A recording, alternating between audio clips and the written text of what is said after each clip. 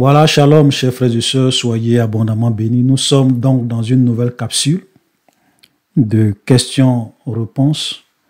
Et dans cette capsule, nous allons essayer de répondre à une série de 4 questions qu'un frère nous a posées. Donc, pour ceux qui ne l'ont pas encore fait, je vous invite à aller vous abonner sur la chaîne Réponse Biblique TV, parce que très souvent, c'est là-bas que nous répondons aux questions et aux préoccupations que les gens nous posent. Donc, on a déjà répondu à pas mal de questions. J'ai fait des vidéos, j'ai répondu à pas mal de questions que je n'ai pas publiées sur la chaîne Vérité Biblique TV. Voilà, c'est vrai qu'il y a des questions, je publie sur Réponse Biblique TV, je publie aussi sur Vérité Biblique TV, mais ce n'est pas tout le temps. Donc, souvent, les gens nous posent des questions auxquelles on a déjà répondu sur Réponse Biblique TV. Et vous savez, c'est pas tout le temps évident de toujours répondre à tout le monde. C'est pour cela qu'on fait des capsules pour essayer de faire bénéficier le plus grand nombre. Donc, abonnez-vous sur toutes nos chaînes, Apostasie TV, Réponse Biblique TV, Vérité Biblique TV. Voilà, nos 3 chaînes. Donc, aujourd'hui, nous allons, dans cette vidéo, répondre à une série de 4 questions. Et je vais vous lire les 4 questions. Voilà, pour que déjà vous puissiez avoir une idée. Donc, voilà la question que le frère nous a posée. J'ai des difficultés à réconcilier certains événements qui entourent la naissance de Jésus selon le récit de Matthieu et de Luc. Voilà. Donc, le frère veut vraiment savoir, parce que quand il lit l'évangile de Matthieu et l'évangile de Luc, il a souvent des problèmes liés à la généalogie de Jésus et puis liés à certains événements qui entourent la naissance de Jésus. OK? Donc, la première question, c'est quoi? Il dit, Matthieu fait la généalogie de Jésus à partir de Salomon, dans Matthieu 1. Matthieu chapitre 1. Luc fait la généalogie de Jésus à partir de Nathan. Donc, le frère ne comprend pas. Est-ce qu'il y a une contradiction dans la Bible? Voilà, parce qu'il y a même des musulmans qui souvent prennent ces genres de passages pour dire qu'il y a 2 généalogies de Jésus dans la Bible. Donc, généalogie, de l'autre côté, on dit Jésus, fils de Joseph, fils de Jacob.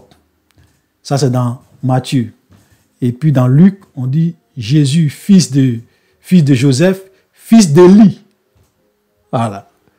Donc, contradiction dans la Bible. Et quand je vois ça, je ris sur le banc. Je dis, oh boy. Oh boy. Et souvent, ils sont vraiment tellement sûrs d'eux-mêmes. Ils viennent dire aux chrétiens, voilà, il y a 2 généalogies de Jésus dans la Bible. Donc, il y a une contradiction dans la Bible. On va expliquer. Et on va faire comprendre à ces musulmans qui ne comprennent ni les Écritures, ni la puissance de Dieu. Jésus l'a dit aux Sadducéens. Les Sadducéens sont venus poser une question à Jésus liée à la résurrection des morts. Et quand ils ont fini de parler, de faire toutes les démonstrations, Jésus leur a donné la réponse. Et puis il a dit, vous ne comprenez ni les Écritures, ni la puissance de Dieu. C'est pour cela que je tiens à vous dire que lorsqu'un musulman, ou bien n'importe qui, surtout les détracteurs de la Bible, viennent vous prendre des versets dans les évangiles et puis essaient, ou bien même dans la Bible de façon générale, pour dire il y a des contradictions dans la Bible. Dites-leur que vous ne comprenez ni les Écritures, ni la puissance de Dieu. Voilà. Et vous allez voir, je sais que j'ai déjà fait des vidéos, j'ai même fait une vidéo où j'ai répondu aux soi-disant contradictions dans la Bible. Voilà. J'ai expliqué. Mais aujourd'hui, nous allons poursuivre avec ces mêmes contradictions. Donc, comment on peut réconcilier la généalogie de Jésus dans Matthieu et la généalogie de Jésus dans Luc? Première question de notre frère. Deuxième question, Matthieu mentionne qu'après la naissance de Jésus, l'ange avait averti Jésus de fuir en Égypte avec l'enfant. Ok? Voilà, donc ça, on trouve ça dans Matthieu chapitre 2. Tandis que Luc nous montre que l'enfant fut présenté au temple après sa naissance. Luc chapitre 2 aussi. Matthieu chapitre 2, Luc chapitre 2. Donc effectivement, quand on lit Matthieu chapitre 2, on voit que il y a un certain nombre d'événements qui se sont passés après la naissance de Jésus. L'ange a dit à Joseph de prendre Marie et l'enfant et puis d'aller en Égypte, de fuir pour aller se cacher en Égypte. Et dans Luc, on dit qu'après la naissance de Jésus, il a été circoncis et on l'a présenté au temple. Donc comment est-ce possible? On va expliquer. Deuxième question. Troisième question. Matthieu nous dit que Jésus est né sous le règne d'Hérode. Ok? Hérode. Alors que Luc dit qu'il est né sous le règne de Quirinus, qui était gouverneur de Syrie. Donc, est-ce que Jésus est né sous le règne d'Hérode ou bien Jésus est né sous le règne de Quirinus? Wow, oh boy, on va répondre. Matthieu nous dit que Jésus est né dans une maison, puisque les mages sont venus voir Jésus. Jésus était dans une maison. Ils sont rentrés dans la maison, ils ont vu l'enfant Jésus. Luc dit qu'il est né dans une crèche. Donc, qui dit vrai, qui dit faux? Contradiction. Voilà, donc j'ai décidé vraiment de répondre à ces questions parce que vous voyez, comme je le disais une fois, j'ai dit, si les gens veulent détruire votre foi, il suffit simplement qu'ils arrivent à vous convaincre que la Bible se contredit, qu'il y a des contradictions dans la Bible, donc ça ne peut pas être l'œuvre de Dieu, et donc le christianisme est faux, la Bible a été falsifiée. N'est-ce pas? Voilà. Donc, faites beaucoup attention. Parce que vous pouvez souvent lire des passages dans la Bible que vous ne comprenez pas. Et vous allez penser que, vous allez vous-même vous convaincre que oui, c'est vrai, ça ce sont des contradictions claires. J'ai vu quelqu'un qui a une fois fait des commentaires, il dit, voici des contradictions claires dans la Bible. Et puis il commence à mentionner certains versets ici, certains versets ici. Et quand j'ai commencé à lire certains de ces soi-disant contradictions, j'ai riais au fur et à mesure que je lisais. Voilà, je riais. Vous savez, parce que quand des gens dans leur arrogance et qui n'ont pas l'humilité de demander aux gens qui savent pour qu'on leur explique, souvent, ils se croient tellement sages que pour eux, wow, on a eu les chrétiens, on a la preuve que la Bible contient des contradictions. Mais vous pensez que nous, on n'a jamais lu ces versets-là? Vous pensez que tous les grands rabbins, parlant de l'Ancien Testament, tous les grands rabbins juifs n'ont jamais lu ça?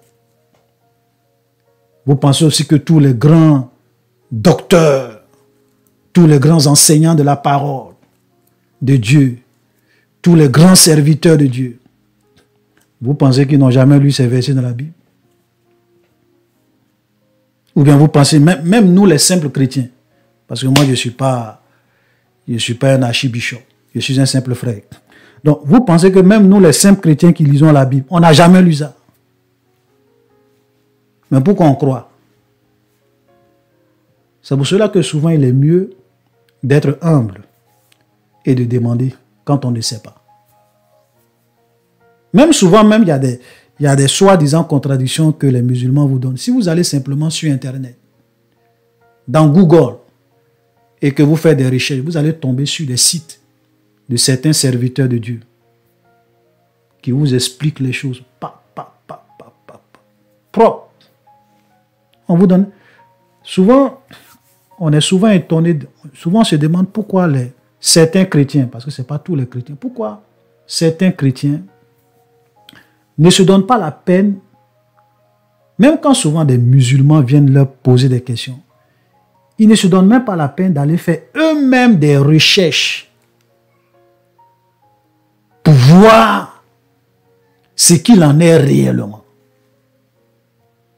Souvent, des petites recherches, tu as la réponse. Des petites recherches, tu as la réponse. Bref, donc, on va commencer avec la première question. Est-ce qu'il y a deux généalogies dans la Bible? Parce que je lis, hein, voilà. C'est vrai que je ne vais pas tout lire.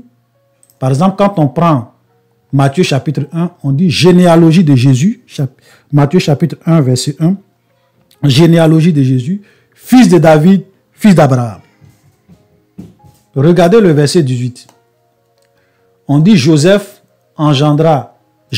engendra Joseph, l'époux de Marie, de laquelle est né Jésus, qui est appelé le Christ. Donc quand vous lisez toute la généalogie de Jésus, à la fin, on vous dit Jacob engendra Joseph, l'époux de Marie, de laquelle est né Jésus, qui est appelé Christ.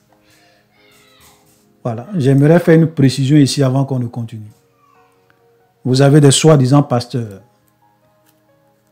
qui viennent vous enseigner des hérésies pour dire que Jésus n'est pas le Christ. Le Christ n'est pas Jésus. Oh boy. Oh boy. Oui, je crois que ça a fait même un scandale pendant un certain temps. Il y a un peu longtemps de cela. Voilà, un pasteur. Je crois que c'est un pasteur de la Côte d'Ivoire. Il est en train de prêcher et puis il dit non, il y a Jésus-Christ à part. Donc il y a Jésus et il y a le Christ. Jésus n'est pas le Christ. Bon. Mais frère, ici là, on dit, la Bible dit, Jacob engendra Joseph, l'époux de Marie, de laquelle est né Jésus, qui est appelé Christ. Donc Jésus est le Christ. Le Christ, c'est Jésus. C'est pour cela qu'on dit Jésus-Christ. Je ne sais pas pourquoi souvent, il y a des hommes de Dieu qui aiment embrouiller les chrétiens. C'est-à-dire qu'ils sont là pour mélanger l'esprit de leurs fidèles. La distraction. Moi, j'appelle ça de la distraction. Faites attention, parce que nous sommes dans les temps de la fin. Amen. Donc, voilà, nous avons une première généalogie de Jésus dans Matthieu chapitre 1, le verset 1 à 16. Maintenant, dans Luc, regardez ce que Luc nous dit. Ok, Luc chapitre 3, le verset 23. Jésus avait environ 30 ans lorsqu'il commença son ministère, étant, comme on le croyait, fils de Joseph, fils d'Élie, ainsi de suite. Et quand vous regardez les deux généalogies, effectivement, il y a beaucoup de différences, il y a beaucoup de noms qui ne se ressemblent pas. Amen. L'autre côté, on dit fils de Joseph. Jésus est fils de Joseph. Joseph lui-même qui est fils de Jacob. Jacob a engendré Joseph. Jacob engendra Joseph, l'époux de Marie, de laquelle est né Christ. Donc ici, on voit que Joseph est fils de Jacob dans Matthieu chapitre 1. Mais ici, on dit Joseph est fils d'Élie. Voilà. Ce que beaucoup de personnes ne comprennent pas, c'est que ces deux généalogies, ce ne sont pas les mêmes généalogies. Vous avez, ça dit que Matthieu vous donne la généalogie de Jésus. Ok? Selon Joseph, son père adoptif, selon Joseph. Et puis, Luc chapitre 3 vous donne la généalogie de Jésus selon Marie. Donc c'est deux, ça veut dire que la généalogie de Jésus selon Joseph, ok? Donc le père de Joseph, le père biologique de Joseph, c'était Jacob. Ok? Maintenant, dans Luc, quand on dit Joseph, fils d'Élie, en réalité, on aurait pu dire Joseph, le gendre d'Élie. Maintenant, comme dans le grec, c'est-à-dire que le grec, parce que le Nouveau Testament a été écrit en grec, dans le grec, le mot gendre n'existe pas. Le mot gendre n'existe pas. Donc, comme le mot gendre n'existe pas, on parle de fils d'Élie. Et pourquoi on dit qu'il est le fils d'Élie? Parce que puisque Joseph s'est marié avec Marie, ok? Donc, puisque quand on fait la généalogie, généralement, vous n'allez pas voir la généalogie des gens qu'on donne dans la Bible selon la mère. C'est inhabituel. Quand on parle très souvent de la généalogie dans la Bible, on parle toujours des garçons. Ok? Donc Joseph, étant le gendre du père de Marie, ici on dit qu'il est le fils d'Élie. Donc il est fils d'Élie par les liens du mariage qu'il a eu avec Marie. Sinon Élie, en réalité, c'est lui qui est le père de Marie. Donc, comme le mot gendre n'existe pas, on met fils d'Élie. Sinon, c'est la généalogie selon Marie, selon sa mère. Et pourquoi les gens ont fait, pourquoi on a ces deux généalogies? C'était simplement pour que les gens puissent comprendre que ça soit par Joseph, que ça soit par Marie, Jésus est des deux côtés, il est fils de David. Par la lignée de sa mère, il est fils de David. Par la lignée de son père adoptif, il est aussi fils de David. Donc, il est fils de David dans les deux lignées. Donc, il est fils de David à 100%. Voilà, il n'y a pas mélange. Vous comprenez? Voilà ce sur quoi on veut insister avec ces deux généalogies. Vous pourrez aller faire des recherches pour voir. Il n'y a pas de contradiction.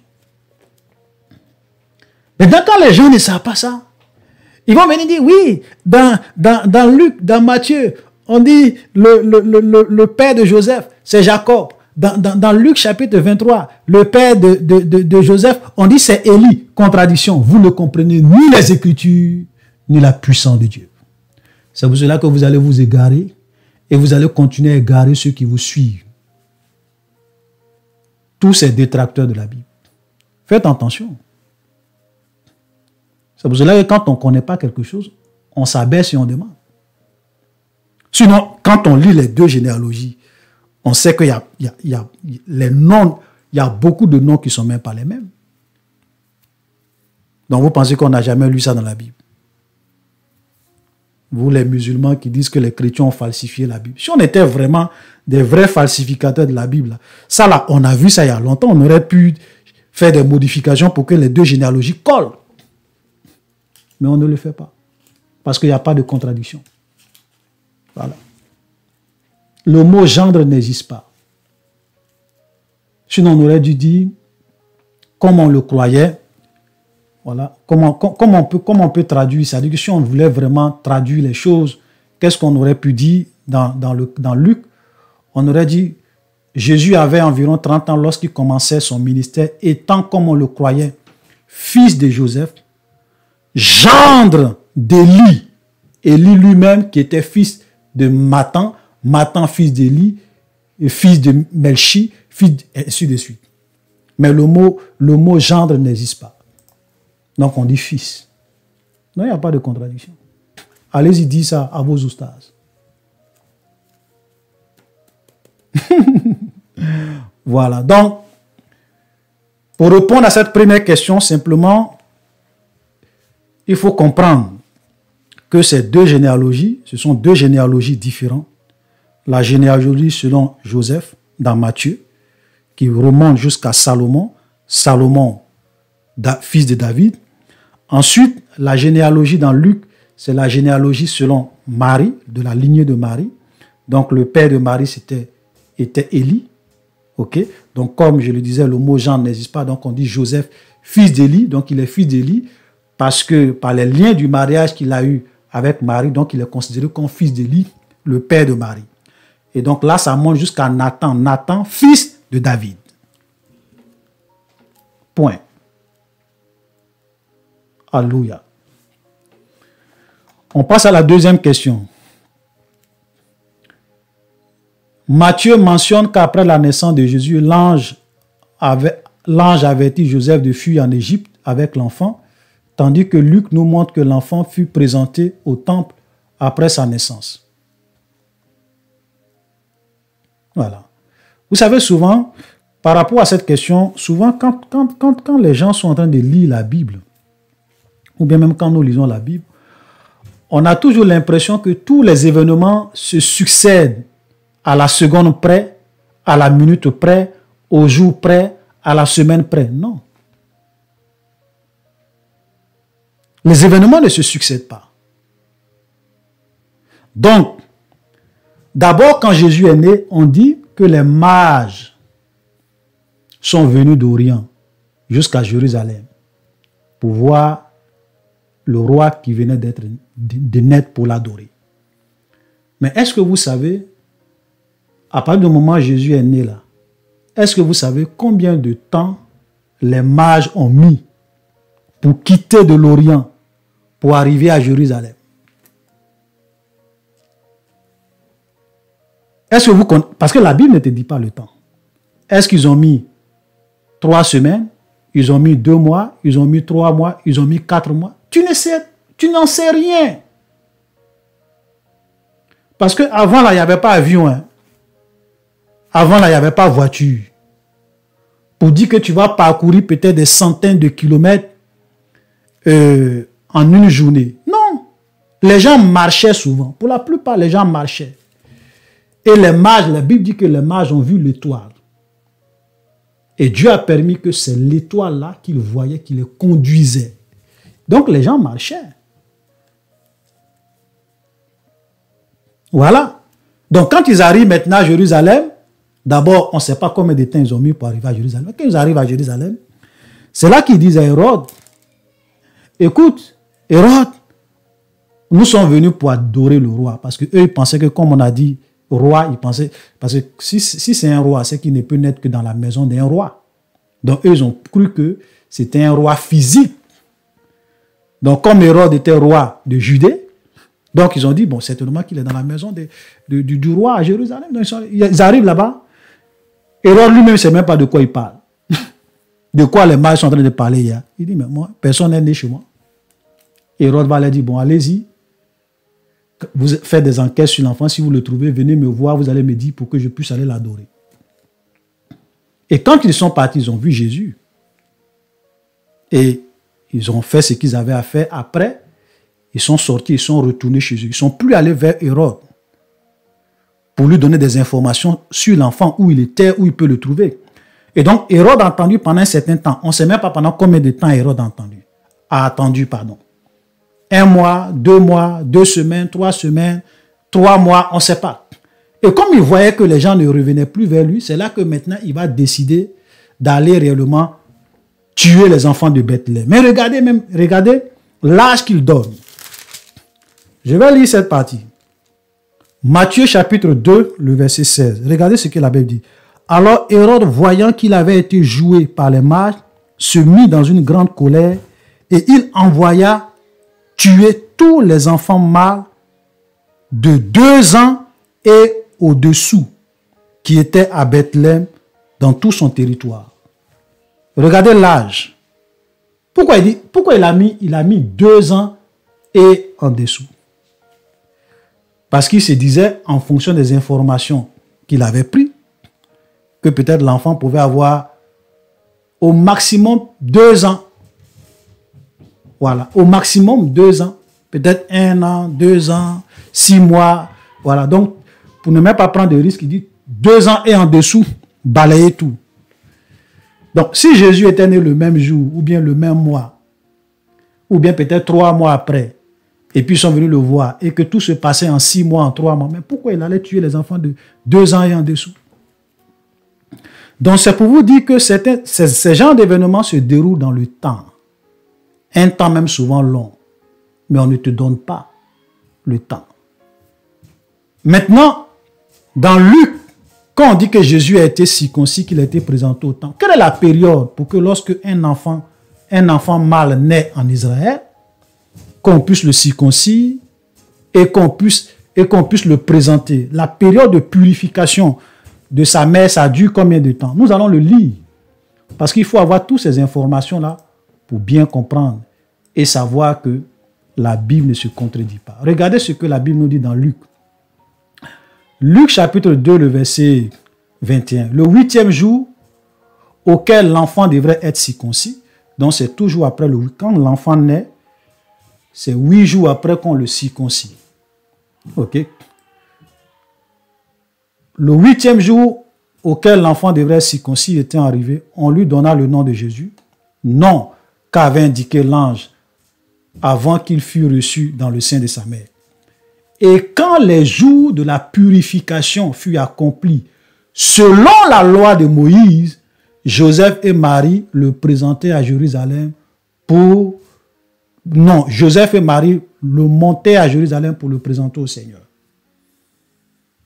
Donc c'est après la purification de Marie qu'ils sont montés. Maintenant, selon la loi de Moïse, puisqu'on dit selon la loi de Moïse, la purification d'une femme après la naissance d'un enfant mâle, ça dure combien de temps? Et ça, nous voyons cela dans Lévitique. Lévitique chapitre 12, le verset 2. On peut commencer à lire à partir du verset 1. L'Éternel parla à Moïse et dit, parle aux enfants d'Israël et dit, lorsqu'une femme deviendra enceinte et qu'elle enfantera un mâle, elle sera impure pendant 7 jours et elle sera impure comme au temps de son indisposition menstruelle. Le 8e jour, l'enfant sera circoncis. C'est ce qu'on voit dans Luc. Regardez le verset 4 qui est très important. Elle restera encore 33 jours à se purifier de son sang. Elle ne touchera aucune chose sainte. Elle n'ira point au sanctuaire jusqu'à ce que les jours de sa purification soient accomplis. Vous comprenez? Ça veut dire que 33 jours après, c'est après 33 jours que la purification de la femme est accomplie si c'est un enfant mâle.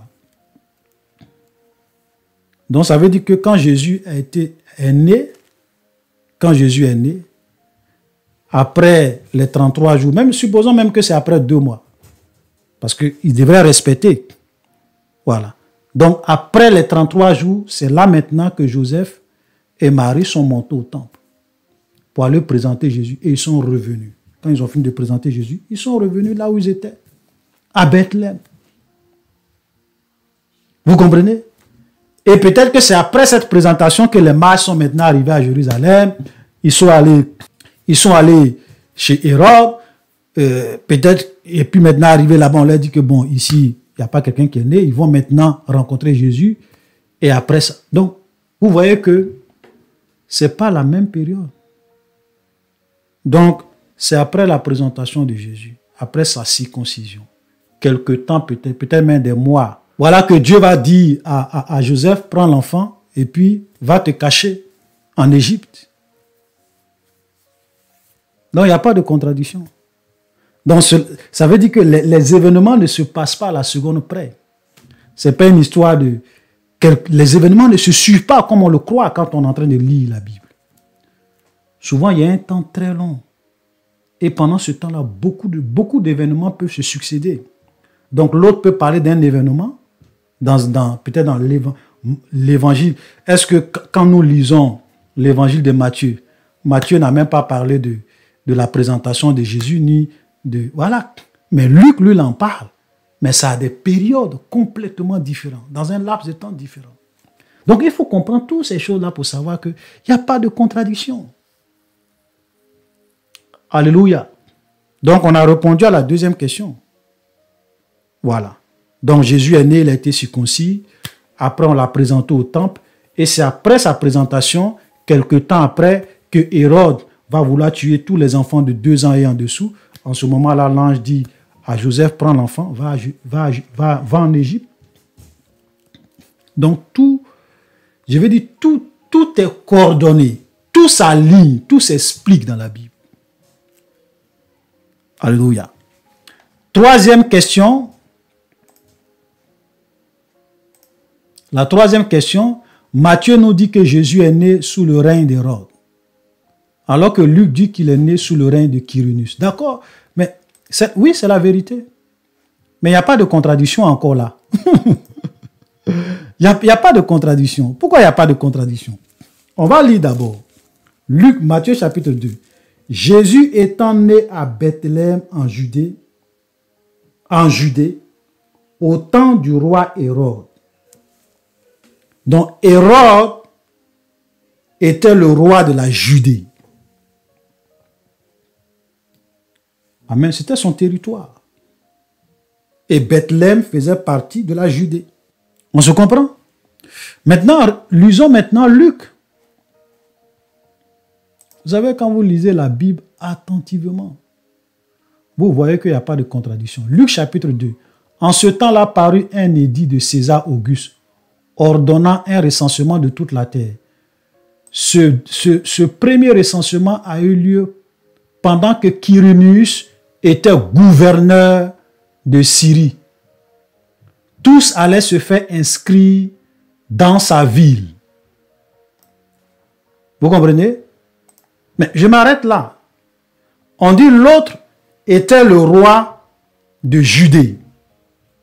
Et l'autre était gouverneur de la Syrie. Est-ce que c'est la même chose? Est-ce que la Syrie et puis la Judée, c'est la même chose? Ce n'est pas la même chose. Donc, il n'y a pas de contradiction. C'est un peu comme si... quel exemple je vais prendre? L'exemple que je vais prendre, c'est que... Supposons que un monsieur rencontre le père d'un jeune garçon. Et le père dit à ce monsieur que mon fils est né lorsque Barack Obama était le président des États-Unis. Ok. Et puis, un autre jour, cette fois-ci, c'est la mère qui rencontre le même monsieur et puis dit au monsieur, mon fils est né pendant que Vladimir Poutine était le président de la Russie. Est-ce qu'il va dire? Il va dire, ah mais c'est un peu comme si la question qu'on nous pose aujourd'hui, c'est comme si ce monsieur l'a dit, mais il y a une contradiction. Comment ça? Tu dis, ton mari m'a dit que ton fils est né au moment où Barack Obama était président des États-Unis. Et puis toi, tu me dis que ton fils est né au moment où Poutine était président de la Russie. Ça n'a pas de sens. Mais c'est vrai. Les deux affirmations sont vraies. Parce qu'au moment où Barack Obama était président de la Russie, Vladimir Poutine était président, pardon, au moment où Barack Obama était président des États-Unis, Vladimir Poutine était le président de la Russie. Il n'y a pas de contrat. Ce n'est pas le même pays. On dit l'autre est roi de la Judée. On parle de Bethléem en Judée. L'autre, on te parle de la Syrie. Est-ce que la Syrie et puis la Judée, c'est la même chose? Ce n'est pas la même chose. Ou bien même, c'est comme quelqu'un même... Je prends encore un autre exemple. Cette fois-ci, on va même rester aux États-Unis. Quelqu'un dit, au moment où mon fils est né, c'était Barack Obama qui était le président des États-Unis. Et puis, un autre encore lui dit, ou bien la même femme aussi lui dit, au moment où mon fils est né, celui qui était le gouverneur du Texas, c'était Donald Trump. Bon, je dis ça comme ça, hein, voilà. C'est un exemple. C'était au moment où Barack Obama était le président des États-Unis, c'est là que mon fils est né. Mais au moment où mon fils est né, c'était Donald Trump était le gouverneur de Texas. Il n'y a pas de contradiction. Puisqu'aux États-Unis, tu as le président, et puis tu as chaque État Ok? Chaque État a un gouverneur. Donc, il n'y a pas de contradiction. L'autre est roi, l'autre est gouverneur. L'autre c'est la Syrie, l'autre c'est Judée. Où est le problème? Amen. Donc là, je pense que ça c'est clair. Ensuite, la dernière question. Il dit, Matthieu nous dit que Jésus est né dans une maison. Luc nous dit que Jésus est né dans une crèche. C'est à peu près les mêmes choses. Vous voyez, Jésus est né dans une crèche. Ok? C'est vrai. Maintenant, regardons le cas de Matthieu. Regardons Matthieu. Concernant les mages d'Orient. Matthieu chapitre 2, verset 11. Ici, on parle des mages. Il entrait dans la maison, vit le petit enfant avec Marie, sa mère, et se prosternait et l'adorait. On est d'accord? Maintenant, dans Luc chapitre 2, le verset 7, et elle enfanta son premier-né, elle la maillota et le coucha dans une crèche parce qu'il n'y avait pas de place pour eux dans l'hôtellerie. Maintenant, pour répondre à cette question, on dit les mages, quand ils sont arrivés, ils sont rentrés dans la maison, dont Jésus, et ils ont vu la mère et l'enfant à la maison. Mais quand tu mets au monde, je prends un exemple simple, quand tu mets au monde un enfant dans un hôpital, est-ce que c'est à l'hôpital là-bas que les gens vont aller te rendre visite? C'est vrai que d'autres peuvent aller te rendre visite pendant que tu es à l'hôpital, c'est possible. Mais très souvent, la grande majorité des gens vont venir rendre visite à l'enfant au moment où vous avez quitté l'hôpital et vous êtes venu chez vous à la maison. On est d'accord? Donc le fait qu'on dit que les mages sont rentrés à la maison, vu le petit enfant avec Marie, sa mère, et se prosternaient, cela ne contredit pas le fait que Jésus soit né dans une crèche. Est-ce qu'on se comprend? Tu as mis ton enfant au monde à l'hôpital. Après, quand tu finis de mettre l'enfant au monde à l'hôpital, tu viens chez toi à la maison et les gens viennent te rendre visite. Donc, ce n'est pas parce que Jésus est né dans une crèche et qu'ensuite les mages sont allés rendre visite à Jésus à la maison qu'il y a une contradiction. Ici, on ne t'a pas dit que Jésus est né à la maison. Vous savez, souvent quand les gens lisent la Bible, ils ne lisent pas la Bible correctement. On dit les mages entraient dans la maison. On n'a pas dit que Jésus est né à la maison. Voilà, ils sont venus rendre visite à l'enfant Jésus, qui était né, on ne sait pas pendant combien de mois, puisque eux sont quittés. Quand il est né là, son étoile est apparue. Ils ont marché pendant combien de mois, on ne sait pas. Ils ont marché pendant combien de semaines, on ne sait pas, jusqu'à venir trouver Jésus à la maison. Voilà. Donc, il n'y a pas de contradiction, tout s'explique. Il n'y a pas de contradiction. Donc, shalom, chers frères et sœurs, j'espère que cette capsule vous a encore une fois de plus éclairé. Vous voyez que souvent vous pouvez lire des passages dans la Bible. Vous allez penser que non, il y a des contradictions, il y a pas de... C'est vous qui ne comprenez pas. Ou bien soit vous ne comprenez pas, soit vous lisez mal, soit il y a des paramètres que vous ne prenez pas en compte. Et c'est ce qui fait que certains oustas, certains musulmans viennent et vous trompent. Parce que eux-mêmes, vous savez, j'ai une fois dit, j'ai dit aux gens que si vous voulez venir lire la Bible avec l'objectif de trouver des contradictions, vous allez trouver plein de contradictions. C'est-à-dire que vous allez trouver ce que vous appelez des contradictions, des soi-disant contradictions. Mais en réalité, qui ne sont pas des contradictions. C'est vous qui ne comprenez pas. Amen. Sinon, la Bible est la parole de Dieu. Tout est clair, tout s'explique. Donc, chers frères et sœurs, shalom, soyez bénis. À la prochaine.